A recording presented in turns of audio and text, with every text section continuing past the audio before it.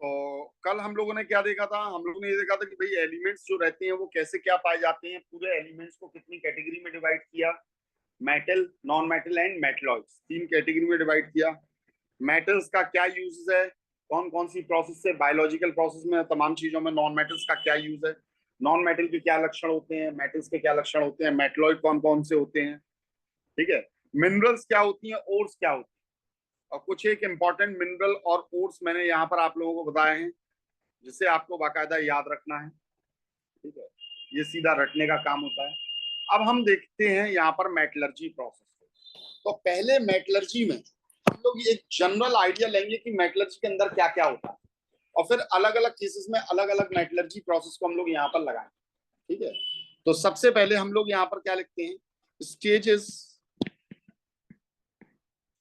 Involve in the extraction of metals. Metals के extraction में कौन कौन सी स्टेजेस लगती हैं, एक जनरल आइडिया। और एक्सट्रैक्शन ऑफ मेटल को हम क्या कहते हैं, इधर से इधर तक के वर्ड को मेटलर्जी। तो हम क्या कह सकते हैं, स्टेजेस इन्वॉल्व इन मेटलर्जी भी बोल सकते हैं। एक्सट्रैक्शन ऑफ मेटल को हम मेटलर्जी बोलते हैं, ठीक है।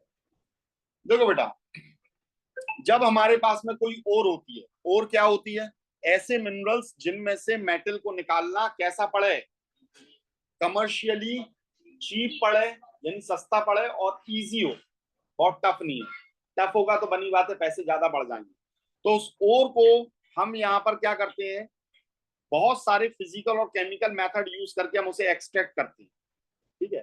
तो सबसे पहला, जो सबसे पहली स्टेज होती है इन मेथड में, वो होती है crushing and grinding of ore. Crushing and grinding of ore, ठीक है। ओर को लेते हैं हम, क्रश करते हैं, बड़े बड़े मिल्स होती हैं जिसके अंदर इन्हें क्रश करते हैं, हम तोड़ते हैं और पीस देते हैं, ठीक है। पीस देते हैं बहुत अच्छी तरीके से, बारीक तरीके से अपन इसे पीस देते हैं।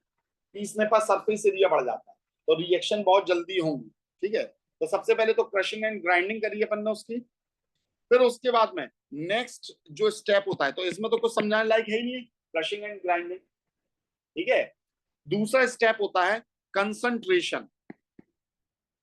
कंसंट्रेशन मतलब क्या हुआ, हम जितनी फालतू की चीजें, मैक्सिमम चीजें फिजिकल प्रोसेस से हट सकती हैं, हम उन्हें हटा देते हैं फिजिकल प्रोसेस से।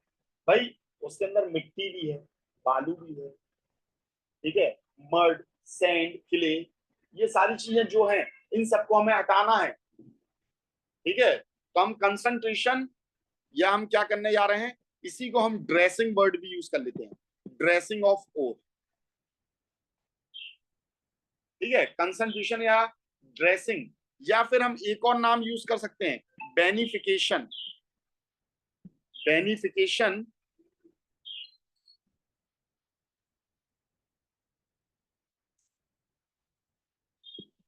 ऑफ ओर, ओर का बेनिफिकेशन करने जा रहे हैं। देखो ये करने के लिए, यानी कंसंट्रेशन करने के लिए, हमारे पास में जो टोटल रहते हैं वो 5 मेथड होते हैं, या 4 मेथड होते हैं। 4 मेथड होते हैं जिससे हम कंसंट्रेशन ऑफ ओर करते हैं। वो 4 मेथड क्या होते हैं, अभी उनके बारे में बात करेंगे। तो अभी जस्ट मैंने जनरल आइडिया दे दिया कि ये 4 होते हैं।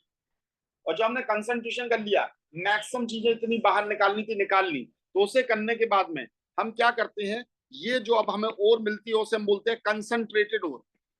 कंसंट्रेटेड ओर, ठीक है। तो जितनी फिजिकल प्रोसेस से, फिजिकल मेथड से जो जो अलग हो सकता था वो हमने अलग कर। अब हमें और मिली है कंसंट्रेटेड, यानी उसमें से बालू, रेत, मिट्टी, ये सारी चीजें हट गई। अब हमें कंसंट्रेटेड ओर मिली है, तो इस कंसंट्रेटेड ओर को अब हम क्या करेंगे, इसमें हमारा मेनली हमें मेटलिक कंपाउंड मिल जाएगा। वो मेटलिक कंपाउंड मेटलिक कार्बोनेट भी हो सकता है, यानी मेटल कार्बोनेट के साथ है, या मेटल सल्फाइड के साथ है, या मेटल सल्फेट के साथ है, या मेटल किसी भी चीज के साथ में है, हेलाइड के साथ है, ठीक है, हेलाइड के साथ है, किसी के साथ में भी है। तो उस मेटलिक कंपाउंड को हम लेंगे, और उसमें जो भी कंपाउंड्स मौजूद है जो नेगेटिव, जैसे कार्बोनेट है, या सल्फाइड है, या सल्फाइड है, या सल्फेट है, या नाइट्रेट है, जो भी मौजूद है उस पूरे को हटाकर हम मेटल का यहाँ पर करते हैं क्या चीज, उसके साथ में उसकी ऑक्सीजन लगाते हैं, बाकी सबको हटाकर ऑक्सीजन को लगाते हैं, यानी मेटलिक ऑक्साइड बनाते हैं। हमारे पास में सपोज करो एक मेटल है, ये कार्बोनेट फॉर्म में है, या मेटल सल्फेट के फॉर्म में है, या मेटल सल्फाइड के फॉर्म में है। तो ये जो पार्ट है, इस पार्ट को हम यहां से हटाएंगे, इस पार्ट को यहां से हटाएंगे और इसे कन्वर्ट कर देंगे मेटलिक ऑक्साइड में। इन सबको कन्वर्ट कर देंगे किसमें, मेटलिक ऑक्साइड में कन्वर्ट करेंगे। क्या ये बात समझ में आ गई है? मेटलिक ऑक्साइड में हम कन्वर्ट करेंगे।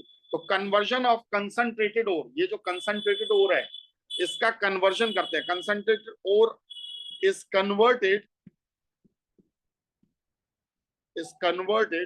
into metallic oxide, metallic oxide में कन्वर्ट किया। और इसे करने के लिए दो में से कोई एक प्रोसेस लगाई, या तो हम मेनली लगाते हैं रोस्टिंग,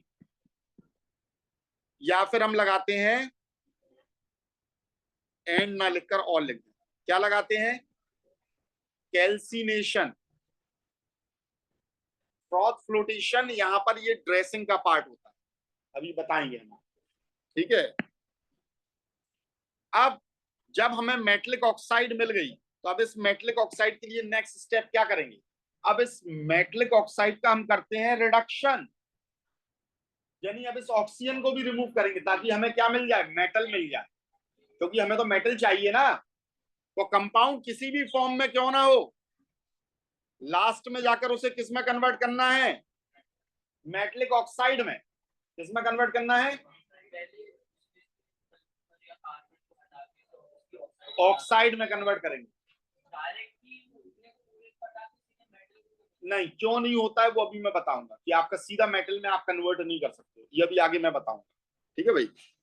अब हम क्या करेंगे, यहाँ पर जो आपकी मेटलिक ऑक्साइड है उसका हम क्या करेंगे, रिडक्शन।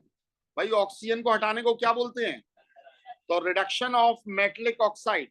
इस मेटलिक ऑक्साइड का हम करेंगे यहाँ पर रिडक्शन, और इस प्रोसेस को हम कहते हैं स्मेल्टिंग, स्मेल्टिंग, ठीक है। और फिर अब हमें क्या मिल गया, मेटल मिल गया, पर उस मेटल के अंदर भी अभी कुछ इम्प्योरिटीज हो सकती हैं, उन इम्प्योरिटीज को भी हटाना है, ठीक है। और कुछ एक पर्पस के लिए मेटल यूज होता है, तो उसमें बिल्कुल भी इम्प्योरिटी नहीं होना चाहिए, तो उसे बहुत अल्ट्रा प्योर करना पड़ेगा। जैसे कि आपके वायर होते हैं एल्यूमिनियम के, एल्यूमिनियम के वायर हमें इलेक्ट्रिसिटी कंडक्शन के लिए चाहिए, तो उसके अंदर इम्प्योरिटी नहीं होनी चाहिए, नहीं तो वो क्या नहीं करेगा, इलेक्ट्रिसिटी को अच्छे से कंडक्ट नहीं करेगा। तो वो 99.99 प्योर परसेंट होना चाहिए।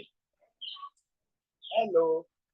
जबकि अगर हम एल्यूमिनियम का क्या बना रहे हैं, फर्नीचर बना रहे हैं, क्या बना रहे हैं, तो उसमें इम्प्योरिटी चलेगी, तो उसके लिए इतना प्योर नहीं चाहिए, पर फिर भी हमें रिफाइन तो करना ही पड़ेगा, ठीक है ना। तो अब हम करेंगे रिफाइनिंग, रिफाइनिंग, यानी हम और फाइन कर रहे हैं इसे, रिफाइनिंग, ठीक है। या फिर इसी को सिंपल वर्ड में कह सकते हैं purification, purification of metals, metals का प्यूरिफिकेशन कर रहे हैं हम। तो कुल मिलाकर इतने स्टेप होते हैं, 1 2 3 4 5। अब बस यही 5 स्टेप तो हम मोटा मोटा समझ लें, तो इसे लगाकर हम हर एक केस में इसे अप्लाई करके हम मेटलर्जी को कर सकते हैं। समझ में आ गई बात? और मेटलर्जी मतलब क्या होता है, वह प्रोसेस जिसमें हम मेटल्स का एक्सट्रैक्शन करते हैं उसकी सबसे प्योर फॉर्म में, उसकी ओर से, ठीक है, उसे हम क्या बोलते हैं, मेटलर्जी, ठीक है बेटा। तो यही 5 स्टेप होते हैं, तो आप चाहो तो इसे बिल्कुल एक एक पॉइंट में लिख सकते हो, ठीक है। अब यहां पर जो मैंने आपको 4 मेथड बताए थे, वो 4 मेथड कौन कौन से हैं, तो एक होता है ग्रेविटी सेपरेशन, ग्रेविटी सेपरेशन, एक होता है फ्रॉथ फ्लोटेशन, फ्रॉथ फ्लोटेशन, बेटा एकदम से तेज नहीं भागो, इसके लिए क्या होता है उसका प्रोसेस अभी हम बताएंगे, है ना। तीसरा होता है मैग्नेटिक सेपरेशन, मैग्नेटिक सेपरेशन, और जो चौथा होता है उसे हम बोलते हैं केमिकल मेथड या लीचिंग, केमिकल मेथड, या फिर हम इसे बोलते हैं लीचिंग। और इस लीचिंग को सबसे अच्छा आप समझोगे कहां पर, जब हम एल्यूमिनियम का एक्सट्रैक्शन करें, तब ये ज्यादा अच्छे समझ। तो देखो, कंसंट्रेशन या ड्रेसिंग करने के लिए इन चार में से हम कोई एक मेथड यूज कर लें। कहीं कहीं पर दो दो मेथड भी यूज होते हैं, कहीं पर तीन तीन मेथड भी यूज होते हैं। जनरली चार में से कोई एक मेथड लगता है। कौन सा मेथड कब लगेगा जरा उसे समझेंगे। तो पहली चीज तो समझने की जरूरत नहीं है, क्रशिंग एंड ग्राइंडिंग में मैं क्या समझाता हूँ, चक्की में लिया, पीस दिया, तो इसकी अलग चक्की बनती है, जिसे मिल्स कहते हैं, बॉल मिल्स कहते हैं। तो इसे लिया, उठाया और पीस दिया। रीजन ये होता है कि कभी कभी रॉक्स में भी मिनरल है, मेटल है, रॉक में से निकालना है, तो रॉक को भी पीसना तो पड़ेगा ही भाई पहले, है ना। तो उसके अलग ही आते हैं क्रशिंग एंड ग्राइंडिंग वाले इक्विपमेंट। अब दूसरी चीज से शुरुआत करते हैं, जिसे हम लोग बोलते हैं ड्रेसिंग या कंसंट्रेशन ऑफ फोर्स। यहां से मेनली शुरुआत करते हैं, ड्रेसिंग और कंसंट्रेशन ऑफ फोर्स। ठीक है, इसमें सबसे पहला मेथड कौन सा होता है, ग्रेविटी सेपरेशन। कौन सा मेथड है, तो सबसे पहले हम ग्रेविटी सेपरेशन को देखने जा रहे हैं।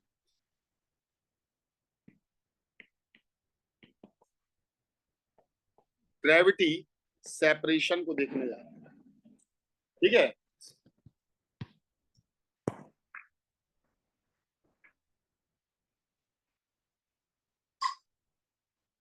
देखो बेटा, इसे ग्रेविटी सेपरेशन को हम एक और नाम देते हैं, इसे हम बोलते हैं हाइड्रोलिक वॉशिंग।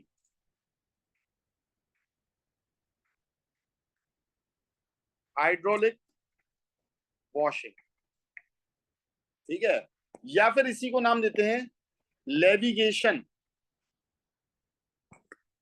और सबसे जरूरी जो रहता है वो होता है इसका प्रिंसिपल जानना। इसके प्रिंसिपल को जाना, किस प्रिंसिपल पर आपका ये काम कर रहा है उसे जानना। तो इसका जो मेन प्रिंसिपल होता है, सिद्धांत जो होता है, किस पर काम करता है, difference in the densities of ore and गैंग्यू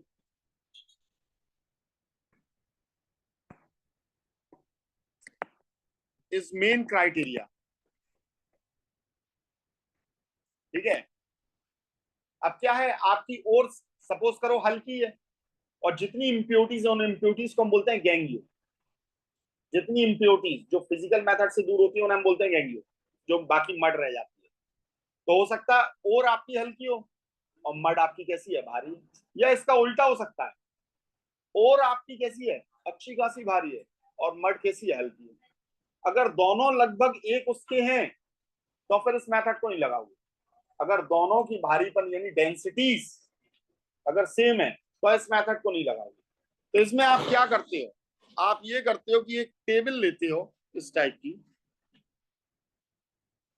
हमने तो यहाँ टेबल बोल दिया है, ठीक है, यहाँ भैया आपने टेबल लिया, टेबल नहीं, इसके लिए एक प्रॉपर इक्विपमेंट्स बनते हैं। ठीक है, और यहां से आप खूब सारा पानी छोड़ोगे, और सबसे पहले पूरी ओर को लाकर आप कहां भर दोगे, इसके अंदर भर दोगे। यहां हमने एक शीट ली है, पहले हम इसे ऐसा बना दें, ये, और हमने पूरी ओर को लाकर यहां रख दिया। ठीक है, और हमने क्या किया, यहां से पानी का सोर्स रखा, और खूब सारा पानी हमने यहां से डालना चालू किया। तो ये पानी क्या करेगा, इसे पूरे को लेकर आएगा, यहां से होता हुआ गुजरेगा। तो आपकी जो ओर है, सपोज करो अगर वो भारी है, डेंसर ओर, तो वो पूरी इसके ग्रुप्स में फंस जाएगी कि नहीं, और जो हल्का मड रहेगा वो सब क्या होता जाएगा, इधर गिरता जाएगा, और इसे उठाकर हम यहाँ कलेक्ट कर लेते हैं। फिर बाद में इसमें से हम ओर को निकाल लेंगे, जो डेंसर ओर रहेगी, जो डेंसर ओर रहती है, ओर के पार्टिकल्स रहते हैं, उसे बाद में इसमें से निकाल लेते हैं हम। निकालने के बाद में जो यहाँ इकट्ठा हुआ उसे एक बार फिर से हम यहाँ चला देंगे। तो हमारी जितनी मैक्सिमम ओर होगी वो यहाँ आ जाएगी, और जो हल्का फुल्की मिट्टी होगी वो सब बहकर अलग होगी।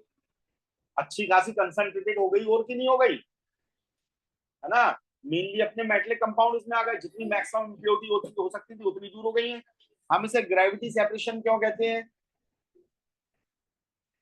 ग्रेविटी की वजह से हल्का वाली चीजें बहकर आ रही, भारी वाले पार्टिकल इसमें आपके इसके ग्रुप्स में फंस जा रहे हैं। आगे बात सुनिए, इसका जस्ट उल्टा हो, इम्प्योरिटी आपकी भारी हो और हल्की हो, तो फिर हम इस वाले पार्ट को कलेक्ट कर लेंगे। ठीक है, तो जब डेंसिटी का अच्छा खासा डिफरेंस होता है तब हम इस मेथड को लगाते हैं। ठीक है, जिसे हम क्या बोलते हैं, हाइड्रोलिक वॉशिंग भी बोलते हैं या लेविगेशन भी बोलते हैं। तो फिर हम नहीं लगाएंगे। दोनों का अगर डेंसिटीज, कंसंट्रेशन नहीं डेंसिटीज सेम होगी तो इस मेथड को नहीं लगाएंगे, फिर दूसरा मेथड देखेंगे। तो ये किस पर डिपेंड करता है? ये सारी चीजें डिपेंड करती हैं कि डेंसिटी और उसके बीच में क्या है क्या नहीं। अब देखो, सपोज करो हमारे पास में और ऐसी है जिसमें मैग्नेटिक प्रॉपर्टी है ना, तो हम क्या लगा देंगे? तो हम यहाँ पर मैग्नेटिक सेपरेशन लगा देंगे। मैग्नेटिक सेपरेशन में हम क्या करेंगे बच्चों? तो हम ये करते हैं कि यहाँ पर बाकायदा एक रोलर लगाते हैं। ठीक है, हम यहाँ पर दो रोलर लगा देते हैं, एक ये लगा दिया, एक ये लगा दिया। ठीक है, और इस पर हमने चढ़ा दिया कन्वेयर बेल्ट। ये हो गई हमारी कन्वेयर बेल्ट। ठीक है,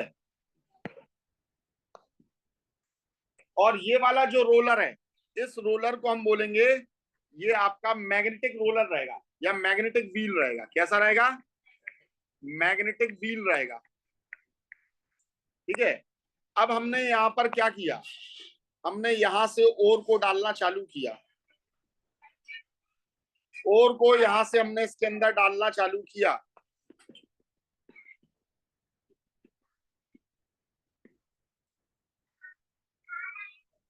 ये डाल दिया हमने। अब ये मैग्नेटिक व्हील है, इसके ऊपर आपकी ये ओर चलेगी।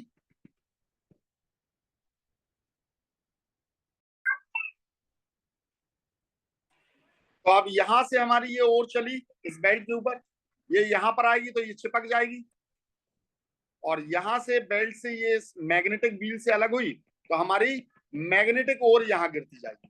दिस इज मैग्नेटिक ओर। ठीक है, और जो नॉन मैग्नेटिक होगी वो यहां गिर जाएगी। तो दोनों के अलग अलग ढेर लग जाएंगे कि नहीं? ये कैसी है? नॉन मैग्नेटिक, नॉन मैग्नेटिक ओर। और ये कैसी है? मैग्नेटिक ओर। तो इससे तो काम कितना आसान हो गया। तो इसीलिए सेपरेशन को हमने क्या कहा है? मैग्नेटिक सेपरेशन कहा है। ठीक है, मेनली इससे टिन ओर वगैरह या आयरन की जो ओर्स रहती हैं उन्हें अलग किया जाता है क्योंकि उनमें मैग्नेटिक प्रॉपर्टी होती है। नेक्स्ट मेथड होता है froth flotation. Froth flotation,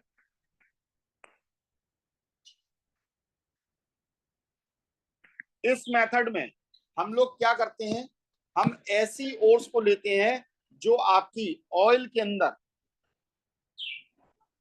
wettable होती है या सॉल्युबल होती है। मतलब सॉल्युबल तो नहीं कहेंगे, उसके अंदर ये थोड़ी सी घुल जाएंगी, है ना, मतलब उससे भीग जाती है, उससे ज्यादा पसंद करती है। तो इसका प्रिंसिपल क्या है? तो इसका मेन प्रिंसिपल होता है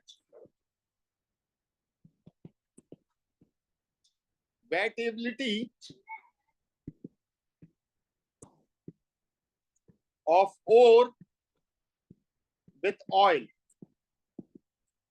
एंड गेंग्यू। गेंग्यू मतलब इम्प्योरिटी बाय वाटर।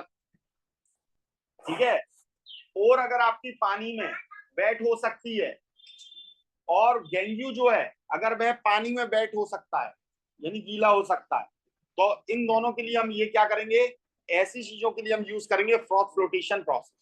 इसमें हम लोग करते क्या है, हम लोग करते ये हैं कि जैसे आपका एक ये टैंक बनाया,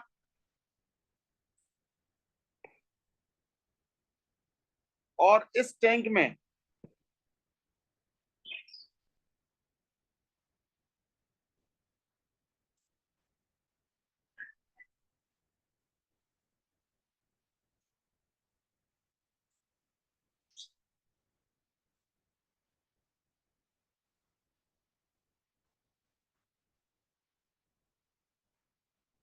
देखो बेटा, इस टैंक में हमने पानी भर दिया। क्या भर दिया? पानी भर दिया। और पानी के साथ में हमने इसमें क्या डाल दिया? ऑयल भी डाल दिया। ठीक है, हमने यहाँ वाटर डाला, ऑयल डाला। ऑयल में भी हम कौन सा यूज करते हैं? ऑयल, फाइन ऑयल, सस्ता जो रहता है उसे अपन यूज करते हैं। कोई बढ़िया मीठा खाने का तेल वगैरह यूज नहीं करेंगे, मेटल को हमें ही सेपरेट करना है ना। और इस साथ में क्या डाल दिया हमने? ओर डाल दी। यहाँ से डाली ये सब चीजें, यहाँ से जाएंगी यार। और फिर ये जो ऊपर वाला आप इसे देख रहे हो, इससे हम कंप्रेस्ड एयर, यानी बहुत प्रेशर के साथ में कंप्रेस्ड एयर को भेजते हैं। तो जैसे ही एयर को भेजेंगे तो यहां से क्या हो जाएगा? जैसे ही इसे यहां से भेजेंगे तो यहां से क्या बनेंगे? बबल्स बनेंगे कि नहीं? और बबल्स बनेंगे तो ये ऊपर जाकर फ्रॉथ का फॉर्मेशन करेंगे। फ्रॉथ मतलब झाग, खूब सारा झाग बनेगा, और उस झाग को यहाँ पर कलेक्ट कर लिया जाएगा, तो यहाँ पर फ्रॉथ आ जाएगा। और अगर आपका और फ्रॉथ में सॉल्युबल है तो वो इस फ्रॉथ के साथ, झाग के साथ निकल आया। और जितनी भी चीजें पानी में सॉल्युबल थी वो आपकी क्या हो जाएंगी? यहाँ नीचे इकट्ठी हो जाएंगी। ठीक है, यहाँ पर आपका ये गैंग्यू इकट्ठा हो जाएगा। समझ में आ गई बात? नहीं आई? तो ये आपके 3 मेथड हो, बाकी अपन कल देखेंगे। तो बच्चे नहीं पढ़ाने देंगे।